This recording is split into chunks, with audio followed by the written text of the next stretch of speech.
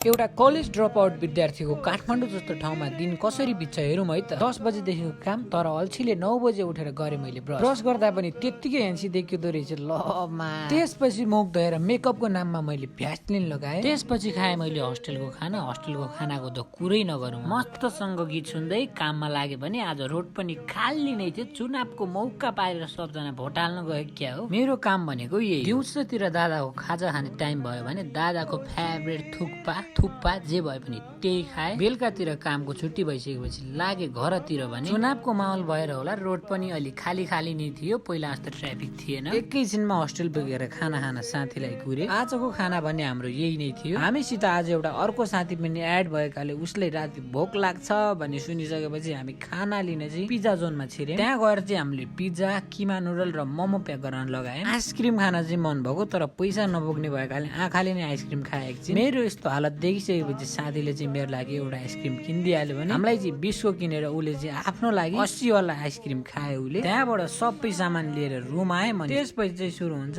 ड्याङ्की ड्याङ ड्याङ्की ड्याङ ड्याङ्की ड्याङ। Thank you so much for watching. यदि यो भिडियोमा 2000 भ्युज गएन भने म भोलिदेखि भिडियो बनाउन छोडिदिन्छु।